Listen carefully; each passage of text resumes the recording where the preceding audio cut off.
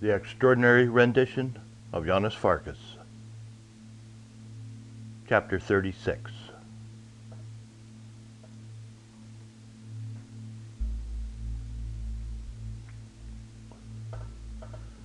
Anyone looking would have only seen a man in deep meditation, a holy man in communication with a higher voice, walking with his head down and his hands clasped behind his back. But the priest's meditations were not about goodness or holiness, or the scripture, or even the plight of man. They were about kidnapping Colonel Abbas's wife, son and daughter, or at least two of the three. The man's wife drove. That was good, because by the look of the villa they would also have servants. A woman who drove herself alone in her car was vulnerable. He watched her leave the villa in her BMW, returning 20 minutes later with her son in the car. The timing would say that she had just picked him up from school. Excellent. School was routine. School was precise. Timings could be set. Soldiers in an open vehicle went by. He made the sign of the cross at them. Soldiers could be a problem. They could also be a solution. Soldiers at the gate.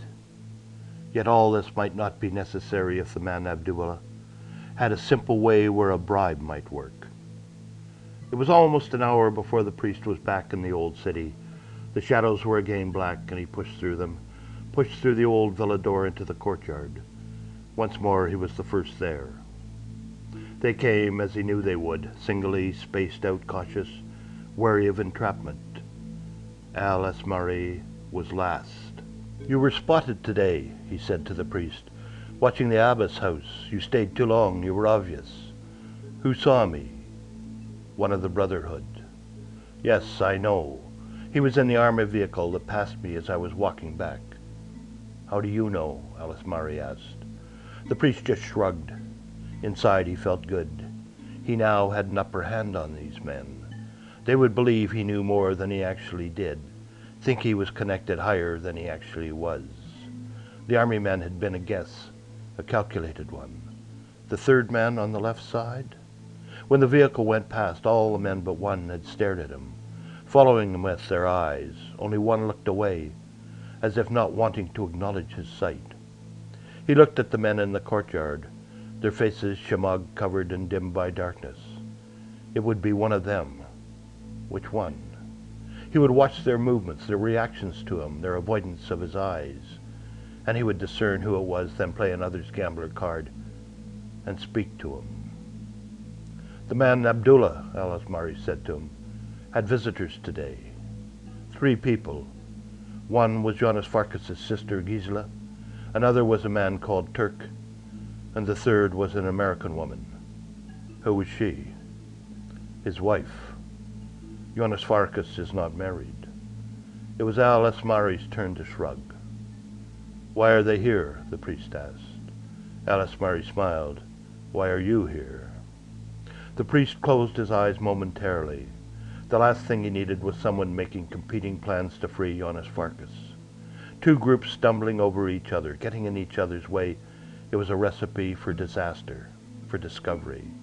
One unwittingly drawing attention to the other.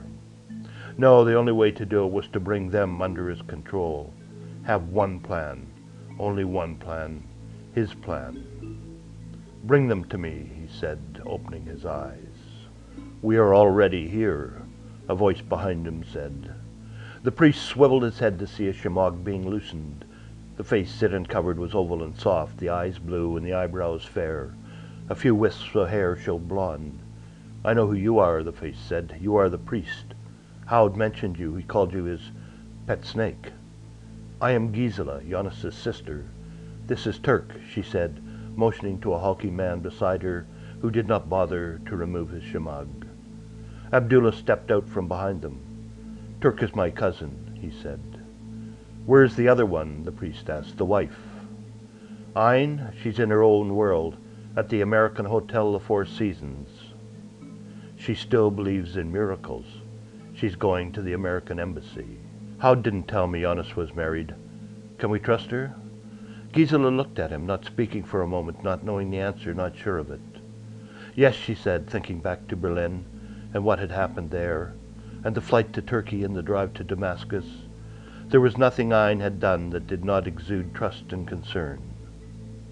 "But she is trying to do it her way," she added, "pressuring her embassy, threatening to go to the media, the things an American would do." The priest got up and walked away. He needed time to think. The arrival of these people were like grains in the sand of greased cogs of a plan that had already started to spin. He looked at the other men, face hidden, and wondered what control Alismari had over them, what trust he had in them. Between the folds of their shemag's, hard eyes stared at him. The priest walked over to one who was leaning against the wall, one who was avoiding his gaze. "I saw you today," the priest said. "You were riding in the army truck. What's your name?" The man didn't answer until the point of the stiletto, pulling the shemag from his face, changed his mind. "Abu," he answered.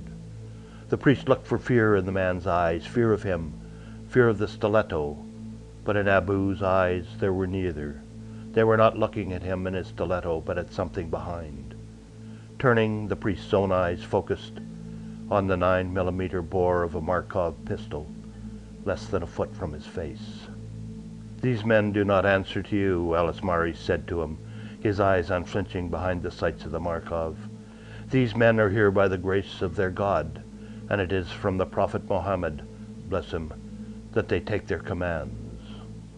Even in silence there can be newfound silence, and the click of the stiletto closing was sharp and hard as it disappeared back into the priest's cassock.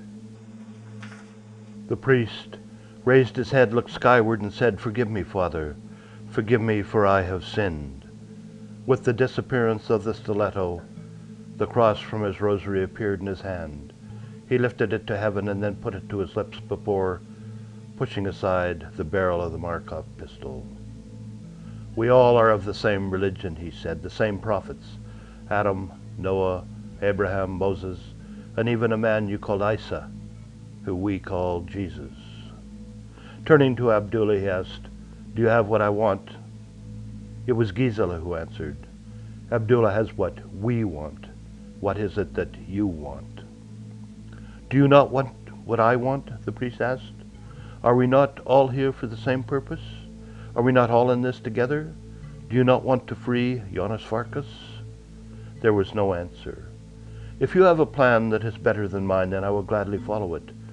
What is your plan?" Gisela remained silent.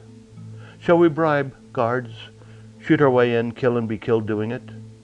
Maybe we'll succeed, maybe we'll fail. Is that your plan?" Turning to the others in the courtyard, he said, "How many men here want to die needlessly for Janos Farkas?" No one spoke. The priest turned back to Gisela, waiting for her answer. The silence multiplied the length of the seconds. Even breathing seemed suspended. It was the priest himself who broke the silence. "I have a plan," he said. Almost as quietly as if she intended no one to hear it but the priest and herself, Gisela asked, "What is it?" "It is not my plan, but the plan God told to the prophet Moses.